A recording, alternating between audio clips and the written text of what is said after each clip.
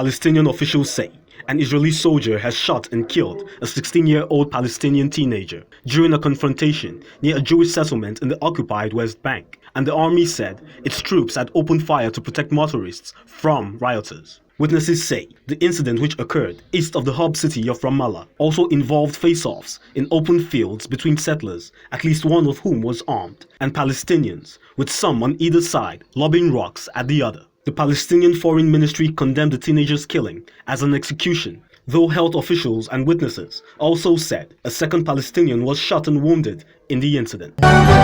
Dozens of Ukrainian prisoners of war appear to have been killed when a prison building was destroyed in a missile strike, with Moscow and Kiev accusing each other of carrying out the attack. Russia's defense ministry said 40 prisoners were killed and 75 wounded in the attack on the prison in the frontline town of Olenveka, in a part of the Donetsk province held by separatists. Ukraine's armed forces denied carrying out the strike, saying Russian artillery had targeted the prison to hide the mistreatment of those held there. Foreign Minister Dmytro Kuleba said Russia had committed a war crime and called for international condemnation.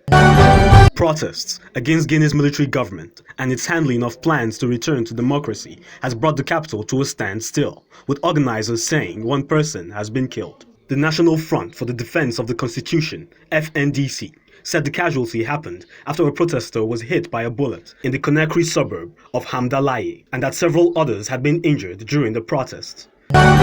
Governor Andy Bashir says the death toll from flooding in eastern Kentucky has risen to 15 after days of torrential rainfall inundated homes, washed out roads, and caused rivers and streams to overflow their banks. National Weather Service says rivers across the region were expected to crest on Friday and throughout the weekend, while a risk of more dangerous flash flooding remained possible throughout the day. It's going to be a tough couple days, and then it's going to be a long rebuild, but we're tough enough.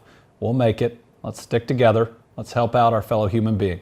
And finally, on Global Tidbits, authorities have evacuated a training hotel and dozens of homes in the holiday resort of Mamaris as firefighters battle to contain the blazes that spread to residential areas. Authorities said 5 planes and 7 helicopters were involved in the efforts to douse the flames, as the blazes broke out on the first anniversary of last year's summer fires that ravaged 140,000 hectares of countryside, the worst wildfires in Turkey on record. And that's it on Global Tidbits.